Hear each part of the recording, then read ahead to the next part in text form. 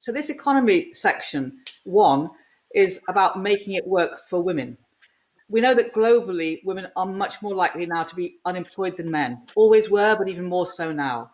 They're very overrepresented in informal and unemployment. They're more likely to be made unemployed as a result. They bear a disproportionate responsibility for childcare and domestic work. They're paid less than men.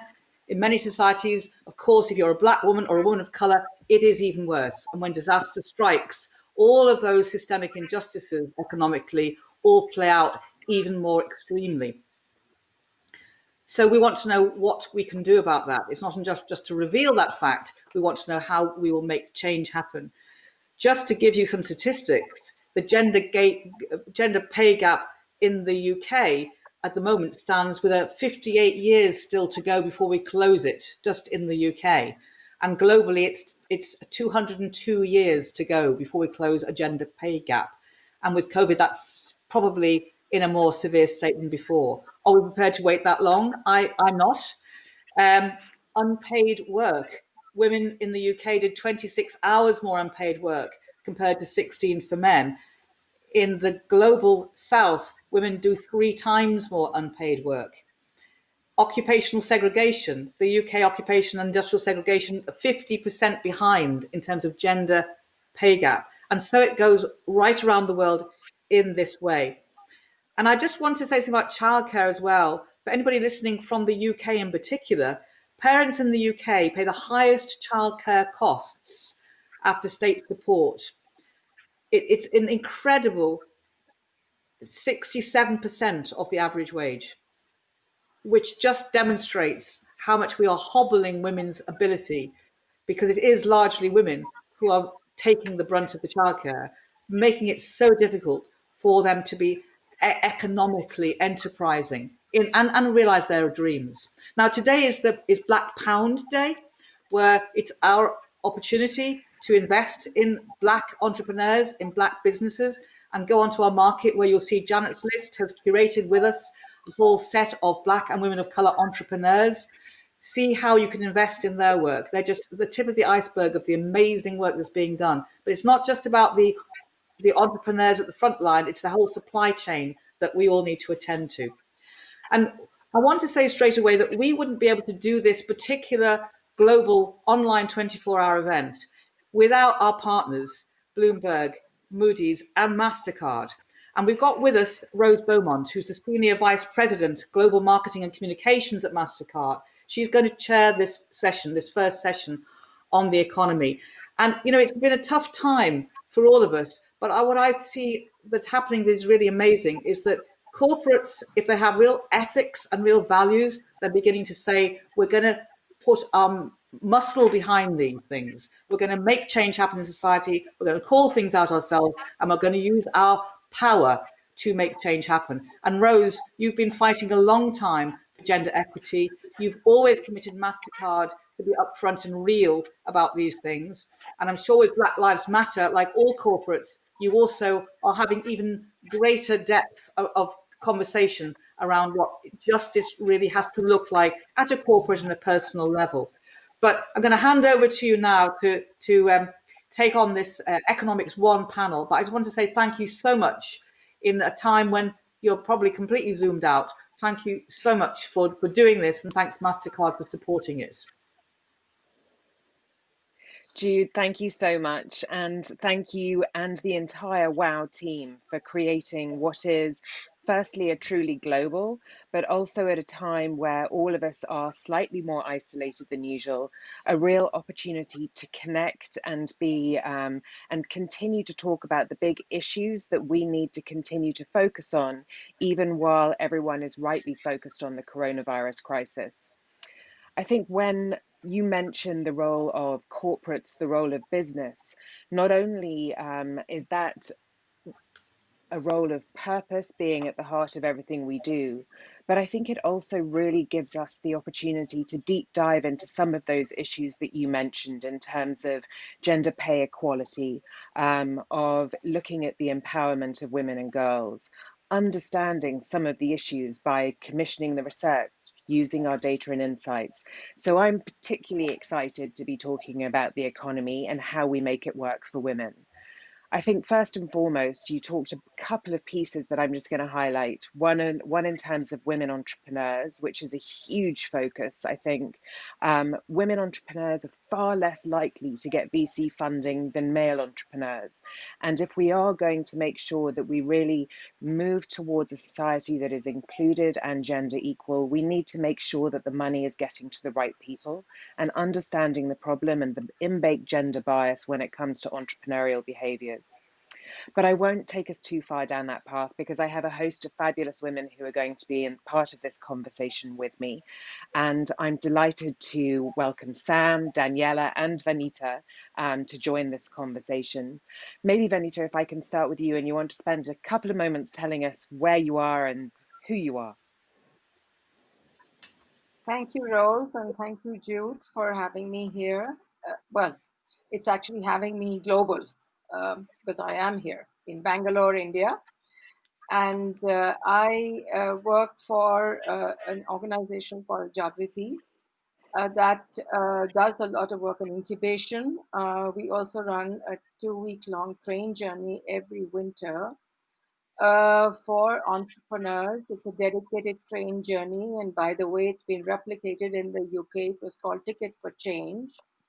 I don't know if it's still running, but it was certainly there some 2-3 years ago, started by PricewaterhouseCoopers in the UK.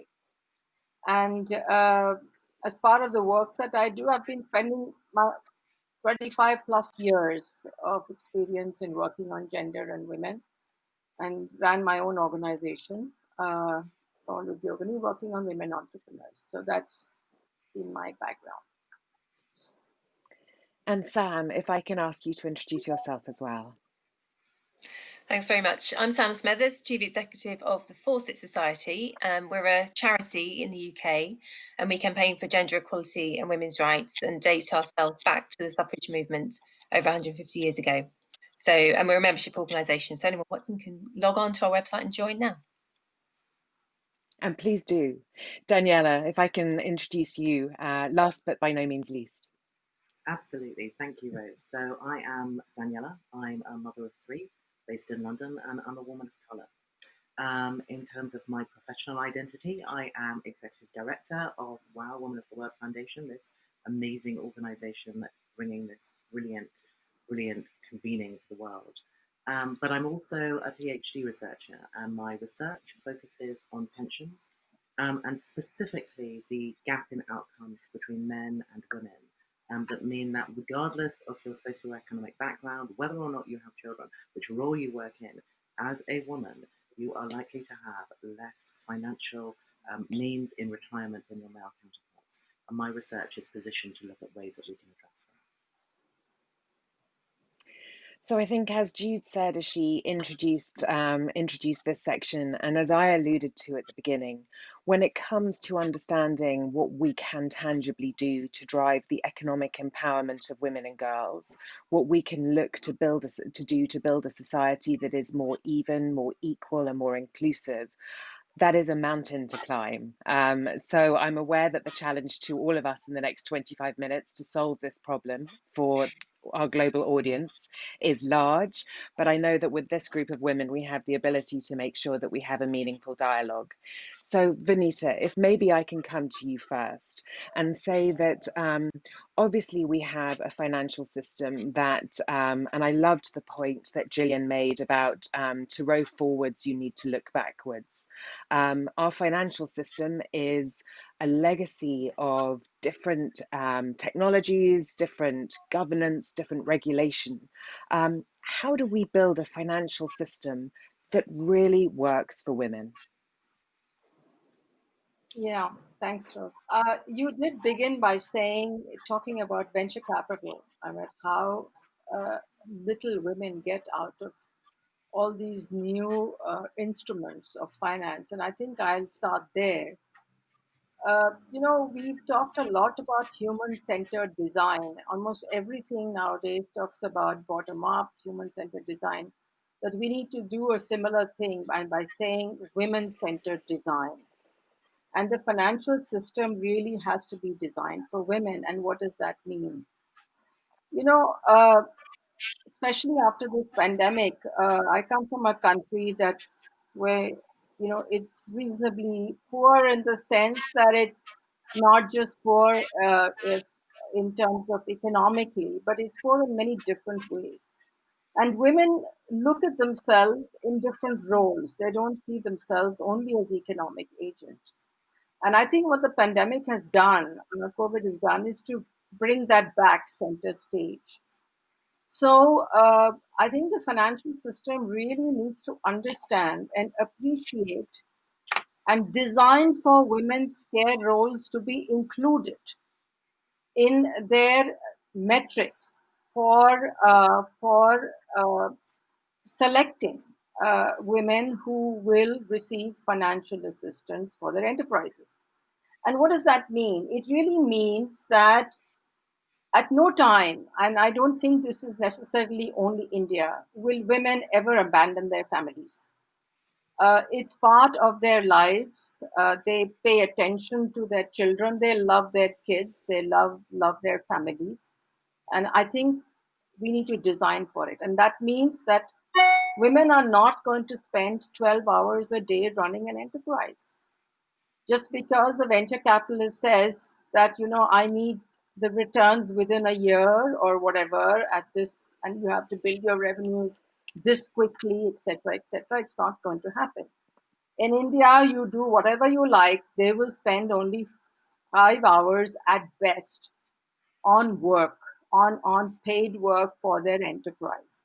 So can we design an entire architecture that says it's fine, your returns will come through the 5 hours of work you do?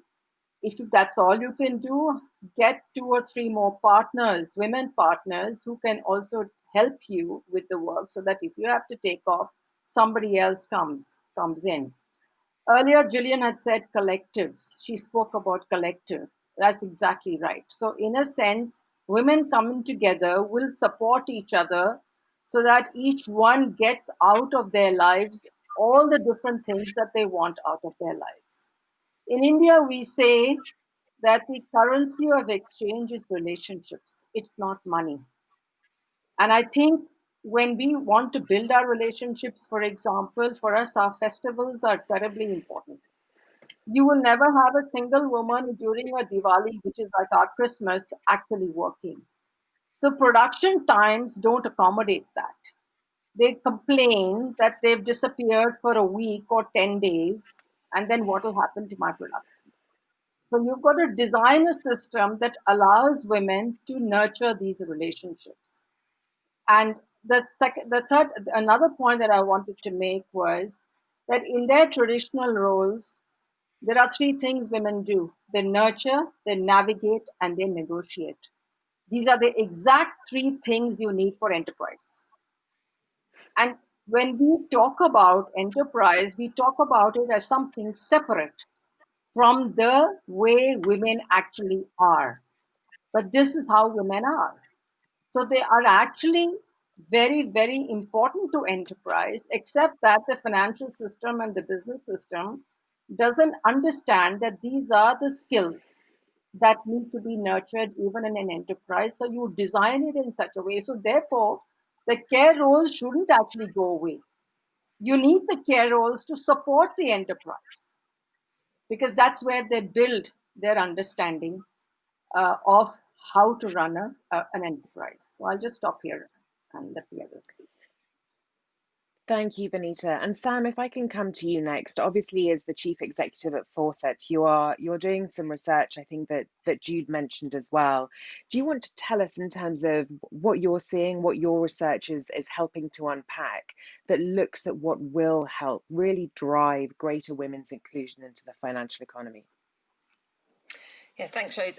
I think what Jude said at the beginning is absolutely right, that what we're seeing as a result of this COVID crisis is really, a focus on and an amplification of existing inequalities. So existing structural, multiple, intersecting inequalities that were always there and are now writ large for everyone to see. And certainly in the UK, we're seeing that play out very, very strongly. So some of the research we've been doing with our partners like the Women's Budget Group and with academics from LSE and Queen Mary is showing, for example, Black, Asian and minority ethnic mothers are suffering more than others in terms of the financial impact. So more likely to be in poverty, more likely to say they're going to be in debt at the end of this. They're also suffering more in terms of anxiety and adverse impact on their well-being as well. Disabled women too, reporting that they've lost support. So they've lost support from statutory services, they've lost support informally in their local area during this crisis. So they're worse off than they were before. They're more vulnerable than they were before. Mothers of young children as well, in particular, reporting higher impact in terms of their finances, more likely to have lost their job. We're seeing a significant impact on maternal employment at the moment in the UK. Pregnancy discrimination also going up. So all of these groups of women, particularly vulnerable, particularly at risk, and this is a result of existing inequalities which have made them more vulnerable during this crisis. And I think the key things that we're pointing towards now in terms of how we get out of this, because like you said at the beginning, this is about hope as well. This is about a positive opportunity for change. It's not only about how awful everything is that actually we can design things differently. We can do something now, both to mitigate some of the worst impacts of what's actually going on. And we've seen a little bit of that from the UK government with the job retention scheme, which has been very generous. But they haven't done anything, for example, to address significant loss of the childcare sector. So some of our childcare businesses in the UK are going to go out of business. We're going to lose that provision so that by the time the economy is trying to recover, actually, there won't be childcare there for women to use. And we're also, because schools are still closed here in the UK, women are taking on the unpaid care of those children, and that makes them vulnerable too. So how do we get out of that? Well, recognising the significance of that care role is one, and realising that actually we can design work differently. We can enable more of our workers to work from home where that's possible. And again, all the home working during lockdown that we've been doing has demonstrated that to lots of employers. So actually defaulting into flexible working, making that the norm for as many of us as possible would be a really constructive way forward. Investing in our childcare infrastructure is really fundamental. We cannot go on with a threadbare provision that leaves families without affordable childcare, good quality affordable childcare. And again, in the UK, women pay far more for the childcare than they would in other parts of the world. Thirdly, we need a social security system that actually works and doesn't leave people behind, doesn't leave people destitute. And again, we've seen far too many people, particularly those with no recourse to public funds, here legally in the UK and who are being left without any financial support whatsoever, and that's completely unacceptable. Fourthly, I would say we've got to raise the pay of the lowest paid. We're a low-wage economy. It's not acceptable to leave people in poverty in work. We've got to raise that lowest paid. 6 in 10 of those on the lowest wages are women. They're more likely to be Black and minority ethnic women as well. So there are a number of things we could do and the government could do with a budget that's coming up to make all of these changes. And then finally, we need to get more women in positions of power and decision making, because a number of decisions that have been made so far during this crisis have hurt women, have adversely impacted women. And it's because we've got men at the top, frankly, who don't understand women's lives, don't put women at the centre and don't design for women. So get all that right and we can actually build back better. We could actually have a feminist economy that actually works for women, but putting care at the centre of it and really investing in a care economy, both childcare and social care, caring for older and disabled people too, would be a virtuous circle, because we'd invest in the economy and we'd also care more for our people. Sam, some fantastic points there. Thank you so much. Daniella, if I can bring you into the conversation, and there are obviously 1,000 different avenues I could take as I approach you at speed. But one of the areas that I think is particularly interesting is the focus that you have for your current PhD, which is underway. And it was Linda Grattan from the London School of Economics who wrote the book, The 100-Year Life, that looked at the fact that this aging population is also going to be the population that lives the longest. As we've looked at where there is inequality, discrimination, and women falling behind, one of those areas is in the pension and retirement area. And I know this is something that you have some strong opinions on. So if I can bring you into the conversation. No, that's great. Thank you so much, Rose. I mean, pensions are really interesting for me, obviously, since I spend a good proportion of my life looking at them. But they're interesting because they reflect our values, the ways in which we reward work, I introduce myself in a very particular way. For example, I don't distinguish between my paid work and my unpaid work, but pensions do. So all of that unpaid work that women do, the cleaning, the looking after children, the care work for parents, for older generations, all of that is a downward drag in terms of pensions. And all of that adds to the factors, the causal factors why women have lower pensions than their male counterparts. There are lots of twists in that, though. Women live longer. So when you look at that 100-year life, actually women are much more likely to be the ones who are living until 100, but on less money that's been accrued through their pensions. And the real twist when we look at pensions is that none of these issues are new.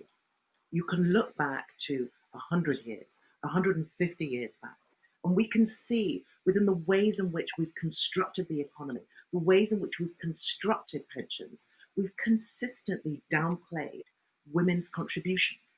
And we do that, we look at care as not just something that's low paid or unpaid, but actually something that isn't worthy.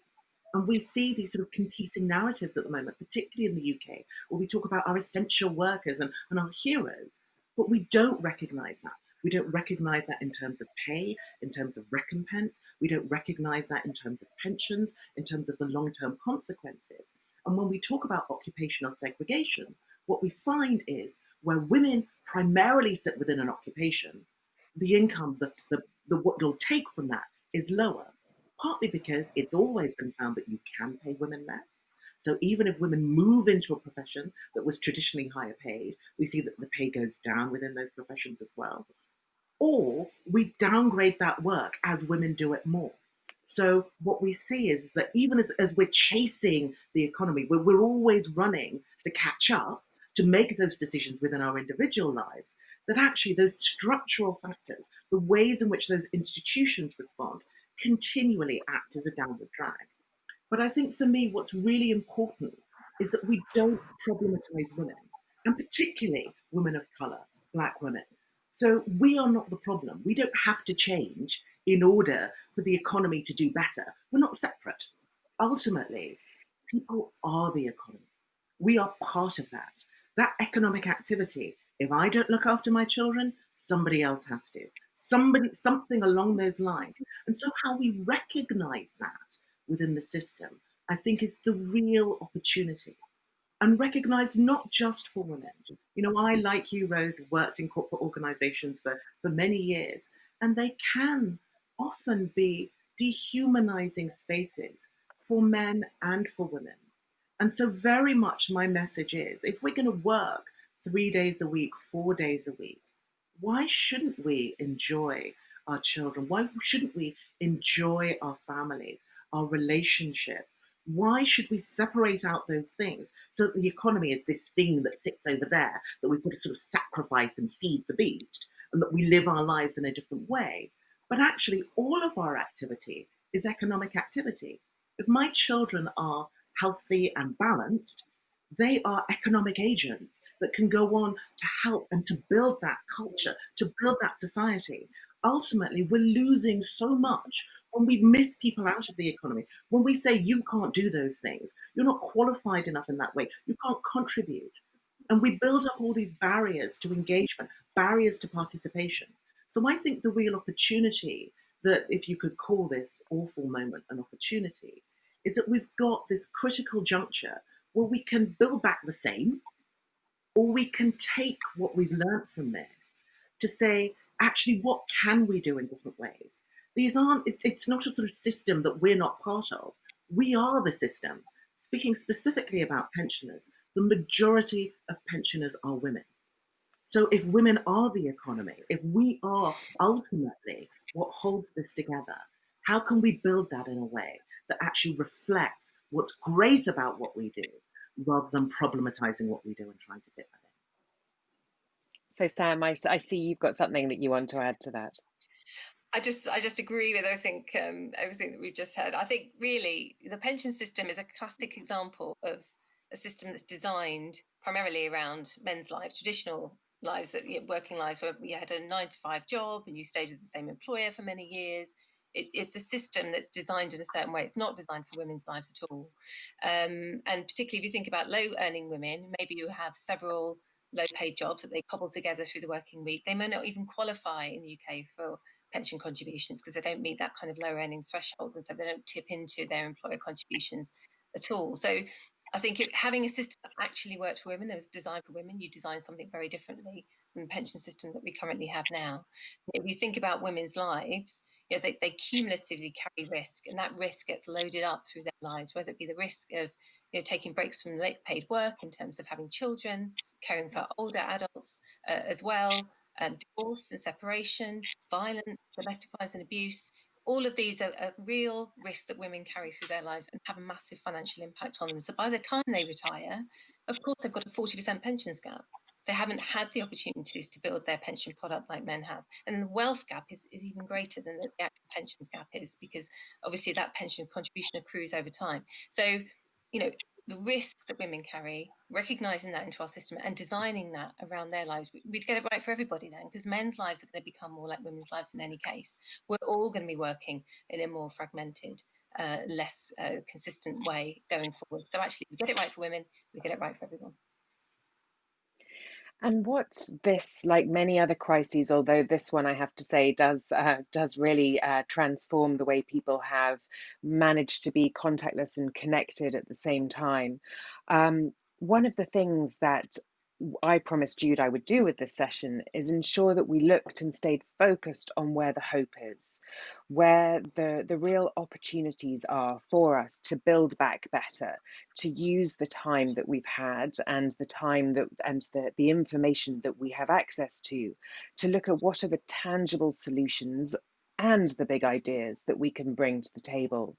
I think one of the things that I've seen most extraordinarily through this is the remarkable ability for women to adapt to new surroundings where there's no school, there's no childcare, there's no anything. And I think with that power of adapt, if we put that through the lens of economic growth, and we know that when women succeed, economies grow, societies flourish. I, for one, am not going to wait 56 years in the UK, 200 years in the US for pay equality and greater equality for women.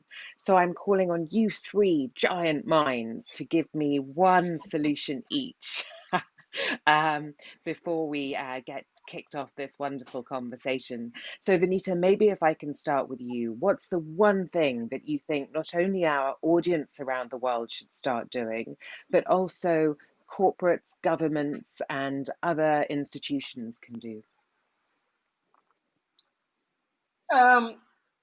Drawing on what I said earlier, I think one thing that everybody should do is think about a new architecture of of not just finance, but also how businesses will be organized. Home-based businesses somehow have been seen to be very poverty-oriented and something that's not to be encouraged. In other words, if women have to be successful, they have to be in formal businesses, they have to go out to work, etc., etc.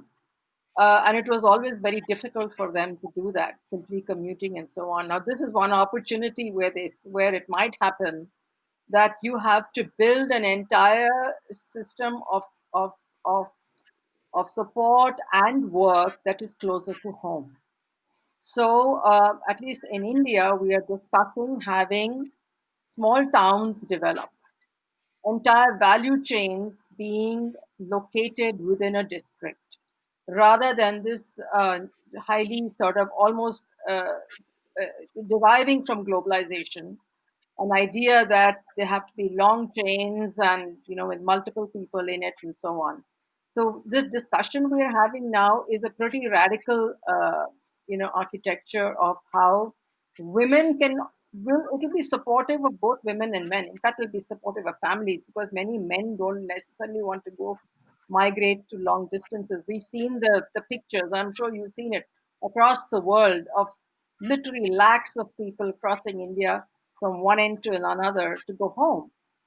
We just don't want another situation like that. So we are going to have to design this entire thing new, and this is a very good time to do it. And Sam, if I can come to you with the same question. Well, for me, it would be a care economy. So, and when I say care, I mean childcare and social care, and really treating it as infrastructure, not treating it as we do now as almost like a private decision, which is basically up to parents to see whether they can afford it. And we provide basically quite threadbare provision. And that means when it comes to social care, we have very poorly paid staff and precarious work. You know, a care worker now, if she catches COVID, in some cases, she will be unable to get statutory sick pay. She will have to take 2 weeks off, unpaid, while she's isolating before she can go back to work. That is just because the way we've designed the system. We don't value those women. We don't value older people either. And actually, social care is where women and older people meet because they're more likely to be cared for, as well as the ones providing care. So a care economy that actually does put people at the heart of it. And then we can grow our economy from that, because actually we invest in care, and Women's Budget Group has done some fantastic analysis on this. So have a look at it. If we invest in care, we will grow our economy. It isn't a spend, it's an investment. Same as childcare. If we invest in childcare now, we will have an infrastructure to support parents to get back to work, to grow the economy and recover from the crisis. If we don't, if we ignore childcare, we will not grow, because we need working parents to be back in work. And that includes mothers. And we know mothers are the ones who left holding the baby, not going back to work in the same way as men. We're going to open up that divide, not narrow it down. So absolutely a care economy. And the one final thing about care economy I would say is that means caring about everyone in that economy, whether children are in education or not leaving children behind at home when other kids go to school, whether people have got social security support or not leaving some people with no recourse to public funds to be destitute on the street. So an actual care economy that puts people at the heart and puts women front and centre, and then we would all recover better. Thank you. And Danielle, your views? For me, I think employment practices are so rooted within this sort of culture of the factory workshop of, you know, time and clocking in and doing particular working hours and non-working hours. And I think there's a real opportunity to be imaginative about how we work, about breaking down. I know it's quite painful for us to separate some of those boundaries between home and work and family and care, but actually we can see with this technology, we can see with the ways in which we can relate, that we can get things done, that actually we can be productive and we can be whole. And I think that if we can really expand the ways in which we work, the ways in which we do business, we've got a 24-hour world, we've got the ability to be able to work all the hours of the day or none.